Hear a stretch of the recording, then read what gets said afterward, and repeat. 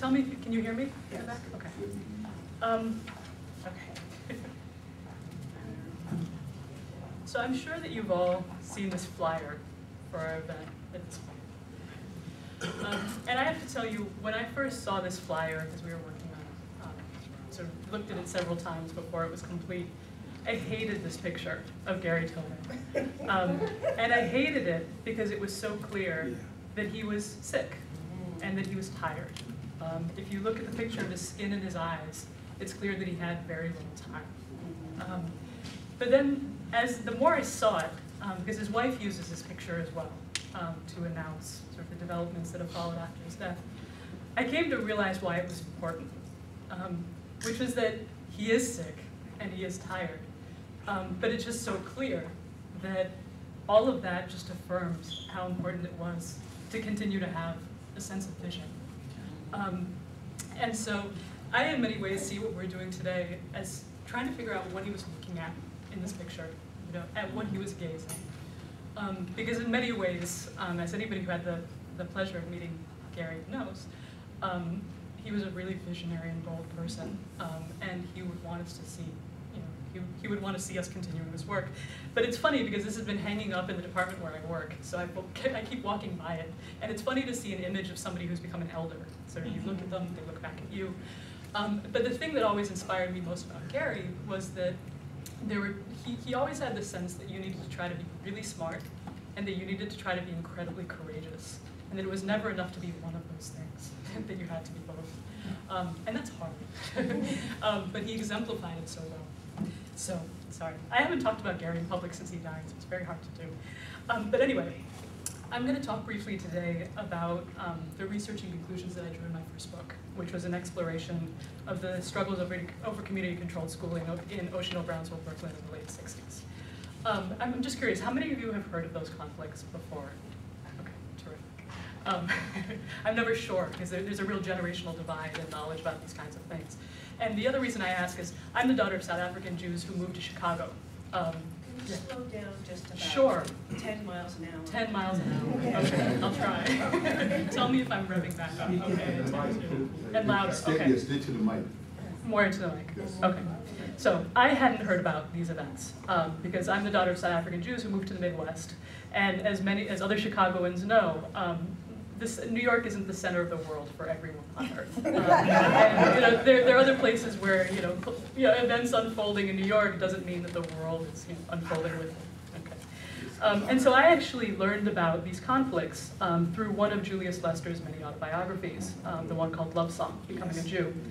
And this was a particularly good way, I think, of first encountering these events, because for anyone who hasn't heard of them, the conflicts are frequently invoked as a breaking point in the historic liberal Black Jewish alliance. And when it's talked about as a historic liberal Black Jewish alliance, the assumption is that all of the blacks involved are Christian and all of the Jews involved are white. And yet Julius Lester was writing about these events as a Black Jew, right? And the other thing I actually just want to say quickly about him, because I wasn't here earlier and this may have been a theme that already emerged, is Julius Lester is a lot like many other Jews of color, right? Which is that he went through the process of formally converting to Judaism only to find out that he already was a Jew. And so the act of formally becoming a Jew was an act of return, which is, I know how you describe Judaism for many of us. And so the way that this conflict is usually described is, as I said, it's often considered with a lot of lamentation, that this is a moment of breaking down of possibilities, of breaking down of coalitions. And yet, when I looked into this event, what I saw was something very different. And there's sort of 2 points on which I sort of want to focus, and then I'm going to sort of recount the events quickly for anybody who's not familiar with them. But the way that I would describe this conflict, instead of just sort of this breaking point to lament, is that the late 60s is a period which followed some tremendous victories, but they were primarily legal and they were primarily formal. And when it came time to actually try to figure out what that would mean concretely for the lives of people, a series of fracturings went on, right? And the easiest way of describing them is as a fracture between liberal and radical elements of both Jews and blacks, Jews. And the way that I would describe that is that the liberal faction of that divide remained satisfied with the victories that had been won, and with a sense that you could succeed and advance and educational opportunities could be made available through the established mechanisms. Whereas more radical approaches said something very different, which was it's economic mobility, educational opportunity, they're available so long as you can assimilate. And you can assimilate as an individual person of color, but not as a group. I mean, blacks as a group cannot assimilate through established mechanisms, was the argument of this, of this faction that I'm talking about. But the other thing that really changed in the moment of the late 60s is that civil rights movements, that we sort of trumpet and we can all agree to love, right? All of them, the focal point was the federal government, right?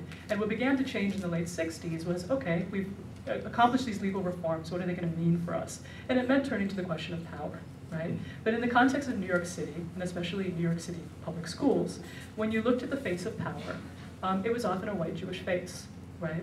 And so the shift from civil rights to black power was a shift that really sort of changed the tenor of what had gone up to that point. And so one of the things that's always interested me, and I just want to sort of say this as a backdrop comment before telling you about these actual events, is that for people who hated the civil rights movement, we have to remember there were such people, many of them, right? It was depicted as a violent movement, right? I mean, everybody sort of associates civil rights with being peaceful, et cetera. And yet the whole point of it was to reveal the violence of an anti-black society and to do it on mass TV, right? And so for people who didn't like the civil rights movement, that divide that we commonly draw between peaceful and non-peaceful civil rights and black power is not actually so neat. But one of the things that happened with that turn that I was describing to looking at who actually controlled power in New York City was that when the target shifted, all of a sudden considerations about what counted as violent did as well. And so for the people who were suddenly targeted, who before had been doing the targeting, a movement which in fact, it was aggressive to the extent that it was identifying real issues, but it was certainly not violent in any sense, and yet it was perceived as such because it was trying to threaten an established status quo. So let me speak just briefly about what actually happened. Yeah. No, I just wanted to, Oh. and just very quickly. Can I just close that? Or is it? No, we just, Okay. if we could, also to move the cursor right here in memory, and put the screen back up. In memory? Yeah, it's those. Ken, why don't I just click it? Oh, this. Yeah, and then it's, oh, wrong. That's not much.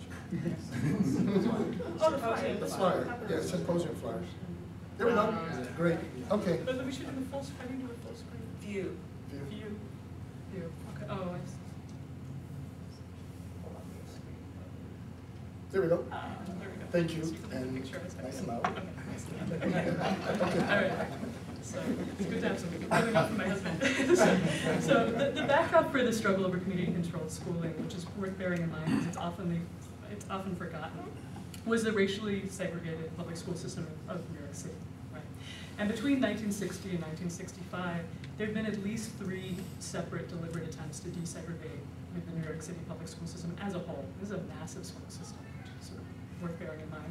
And in each instances, all of these efforts were in response to organized struggle, and in 2 cases to citywide boycotts, right? And in the decade before, previous to this, more than 1 million whites had left the city, leading to a 20% drop in white student enrollment, at the same time as there had been an infusion of 400,000 blacks and Latinos moving in. And so each time the Board of Education tried to make any kind of leap or move toward integration, it had inspired immediate, dramatic, and sometimes violent white responses. Right? And so, for instance, there were efforts to bus students across the city, and what frequently happened to the individual black students who were bused across was they would arrive and there were angry mobs of boys with baseball bats yelling, "Makers go home." And similarly, when some of those black students,